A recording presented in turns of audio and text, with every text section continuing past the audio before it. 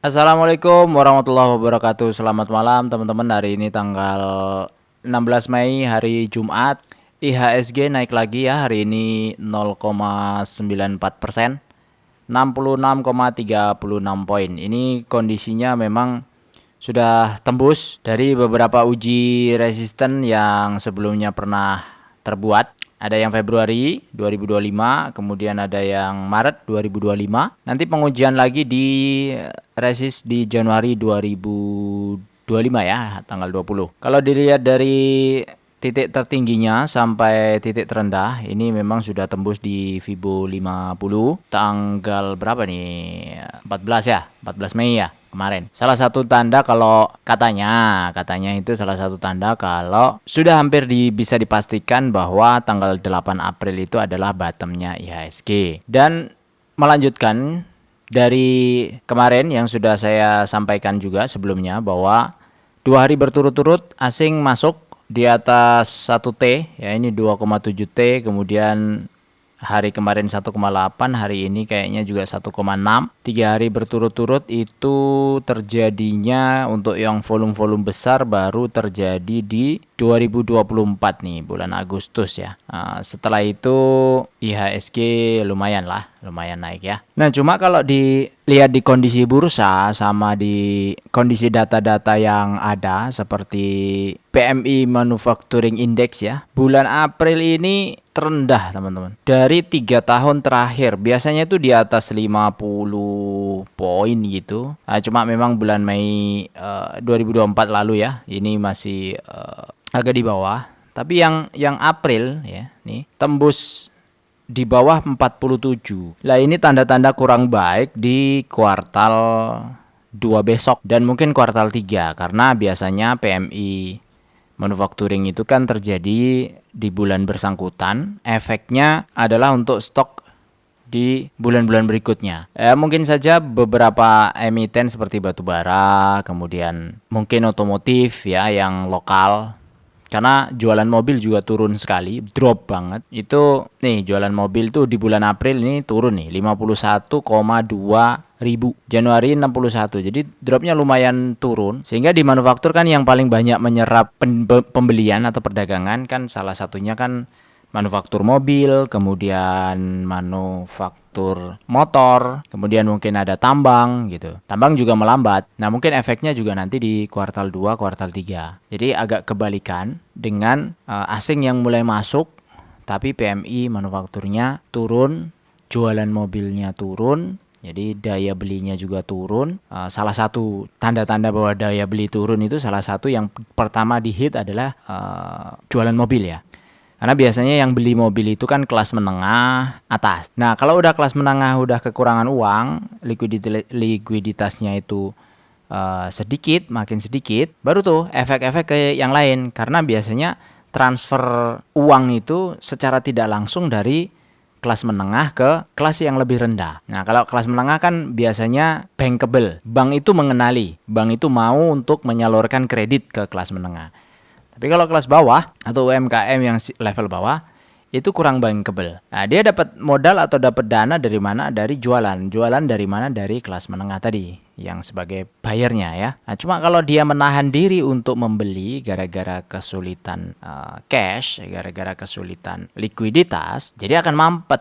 Ketika itu mampet, nah masalahnya akan menggulung sampai nanti di produsen lagi. Karena katanya 90 juta atau berapa 100 juta UMKM yang ada di Indonesia itu sebagai penopang. Kalau mereka melambat, ya ekonominya jadi melambat. Dan Indonesia motornya kan dari konsumsi ya. Konsumsi rumah tangga itu motor tertinggi untuk pertumbuhan ekonomi kita. Jadi ya kalau konsumsinya turun, orang-orangnya tidak belanja, harga-harga mulai turun, inflasinya turun, ekonomi tidak bergairah. Kalau ekonomi tidak bergairah, penjualan juga turun.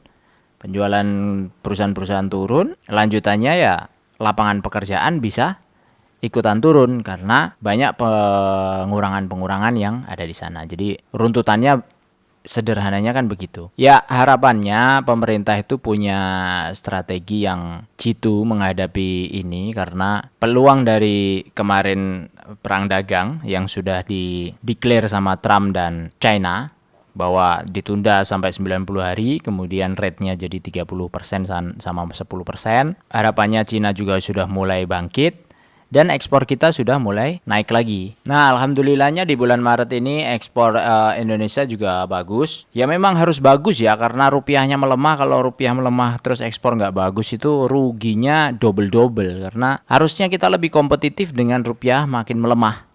Sehingga harusnya kita bisa memanfaatkan ekspor itu lebih baik lagi. Karena kan makin murah harga barang yang kita jual di luar kalau rupiah kita itu makin lemah. Dan ini Maret kondisinya naik ya dari Januari Februari. Ini oke. Kemudian kalau dilihat baik kategori juga masih ada di mineral, kemudian ada di produk-produk kehutanan, baru iron, steel, electrical, elektronik, vehicle, dan lain-lain tuh. Oke, kita lanjut ke saham. Nah, hari ini saham-saham yang ya sebagian di list saya yang berubah harga. Itu salah satunya adalah PGEO. Mungkin yang sudah lama floating loss hari ini bisa lepas ya. Yang kemarin di harga-harga ini kan 1100-an ya. Pasti floating lossnya jauh ya kalau kondisinya dia ngambil di 1100-an. Ini memang secara dividen nggak terlalu besar, tapi potensinya memang gede ya di PGEO. Saya sudah pernah bahas juga di YouTube. Tiba-tiba 2 hari ini transaksinya gede sekali, dan ini ya saya nggak tahu karena isu-isu yang terjadi karena kemarin tuh ada Pak Luhut katanya menawarkan ke investor asing untuk investasi di area green energy. Kemudian di pembahasan juga di Danantara gitu ya. Ya bisa jadi itu dijadikan momentum untuk goreng-goreng. Atau ada hal lain ya, teman-teman yang tahu silakan. Terus kedua ada Adro. Adro juga naik hari ini, tinggi sekali. Saya sudah sampaikan sebelumnya juga bahwa Adro kemudian ADI itu posisinya memang untuk Adro itu masih 50-50. Kita mesti tunggu sampai nanti RUPS. Dia bagi dividen atau tidak, karena dia sekarang ini pegangan utamanya adalah di ADMR. Sedangkan ADMR sendiri sampai sekarang dari dia IPO itu belum pernah bagi dividen. Nah, tapi kalau Adro itu bagi dividen sekarang, dia mungkin masih punya cash dari cash yang sebelumnya, tahun lalu ya. Tapi kalau tahun depan itu sudah pasti fix adalah hasil dari usahanya atau hasil dari anak usahanya. Jadi masih ada 2 pembuktian lah paling tidak di periode ini, RUPS ini, dan juga tahun depan. Kalau ternyata masih bagi dividen, masih rutin, ya berarti perusahaan ini masih bisa kita katakan sebagai cash cow untuk di dividen investing. Terus selanjutnya ada AADI. Nah, AADI ini sudah tembus 7.000-an, 7.300. Itu posisinya sudah berapa hari nih ya? Sudah mau seminggu lah. Sudah hampir 1 minggu itu di 7.000-an ya. 1, 2, 3, 4, 5 hari ya. Memang seminggu. Ada kepentingan pengendali di AADI karena dia juga mau buyback. Terus ownernya terakhir beli Pak Boy Thohir kalau nggak salah 25 miliar ya. Itu di sini areanya. 7.000-an ya. Coba nanti dicek, aku agak-agak lupa. Pokoknya di area 7.000-an atau 8.000-an ya, lupa saya. Sebentar. Tanggal 21 Maret. Nah, 21 Maret mana ya ini. Nah, ini sini nih. Nah, ini sini. Angkanya di sekitar sini. Berarti sekitar 6.800-an kayaknya. Nah, ya benar ya teman-teman ya. Pembelian dilakukan di rentang harga 66 sampai 69. Sebanyak 9 kali pada 19 Maret.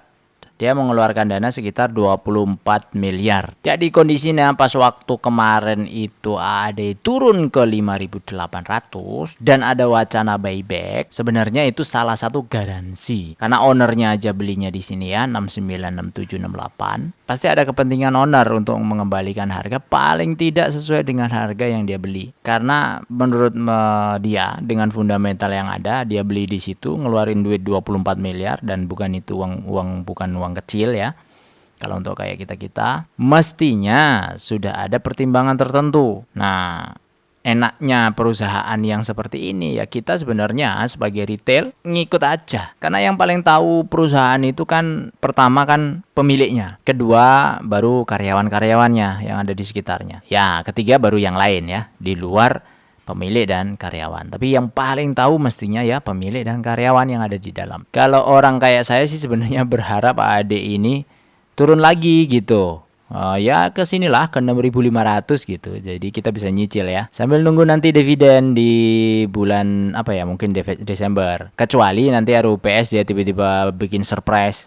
Oh, saya mau bagi dividen nih atas laporan keuangan 2024 karena cash saya bagus.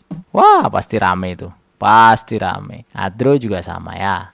Ini adalah kondisi ADI dan Adro per sekarang. Ya, tadi diupdate juga sudah harganya 2.150 dan 7.300 untuk ADI dan Adro. Adro naik 10%. Ya kondisinya sebenarnya yieldnya kalau memang Adro itu bisa bagi 40% dari EPS tahun 2024 yang 711 ini, harusnya masih ada sisa sekitar 8%. Nah kalau ADI gimana Bang? ADI kita pakai estimasi doang nih, estimasi 2025.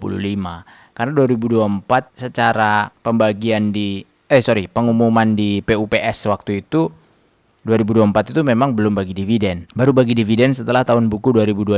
Jadi harusnya nanti interimnya itu nanti di Desember. Habis itu finalnya mungkin kalau ngikutin Adro ya itu di Mei atau di Juni gitu. Jadi ya harga-harga sekarang itu sebenarnya sudah sedikit agak mahal kalau di emiten batubara. Karena biasanya batubara itu di atas 11-12% gitu untuk ADI. Ya kali aja turun ya besok ya. Setiap saya review saham tuh jadi naik. Saya sendiri kan kadang-kadang belum punya barang. Kayak kemarin TAPG saya ketinggalan. Apalagi kemarin ya, banyak saya yang ketinggalan. ITMG tuh saya ketinggalan juga. Saya ngantri di 22.000, nggak dapet teman-teman. ITMG berapa ya kemarin harga ya? Nah nih, saya ngantri di sini nih. Tuh, 20 ribuan. 22. Nggak kehit. 3 hari ini naik terus. Tapi nanti kalau lihat volume dan lihat harga menarik ya sikat aja ya. Ya kondisi sekarang masih cash, masih 50% lebih. Dan kalau ngelihat IHSG kondisi seperti itu ya optimisnya. Ini ngomong optimisnya ya. Ini bakalan lanjut. Mungkin nanti akan ada pullback sedikit setelah resisten ini. Ini resisten agak kuat ini ya di 7.300-an. Mungkin agak pullback dikit gitu atau ya kalau bisa pullback dalam. Nah harga-harga saham yang kita incar turun ke bawah. Habis itu kita cicil lagi. Nggak peduli orang mau bilang apa ya. Yang penting perusahaannya masih tumbuh. Perusahaannya masih bekerja dengan baik. Dan masih bagi dividen. Apapun kondisinya kalau masih bagi dividen itu ekonomi di rekening kita kan masih ngalir. Bukan rekening apa ya? RDN. Nah ya benar. Rekening dana investor ya. Rekening dana nasabah ya.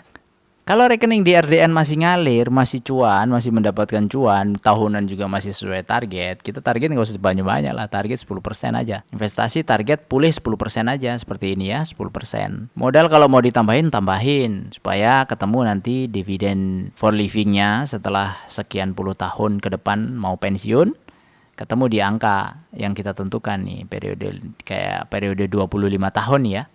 Periode 5 periode kelima bisa dapat 41-an juta per bulan dengan yield 10%-an aja. Setahun loh itu. Mestinya bisa. Ya kita berdoa bareng lah ya. Nah, sudah ngelantur ya. Apalagi ya. Jadi ya intinya itulah. Kalau sudah harga sudah seperti ini, kalau menurut saya ya ndak usah FOMO. Ada perusahaan-perusahaan lain yang bisa kita kulik-kulik ya, kita bisa lihat sehingga kita terhindar dari jebakan-jebakan yang memungkinkan kita loss lebih banyak. Loss boleh, asalkan ada poin belajarnya kan. Namanya juga bisnis, namanya juga usaha. Pasti ada saat-saat tertentu kita itu loss. Investasi itu kan bagian dari bisnis ya. Kalau oke terus itu jago banget memang.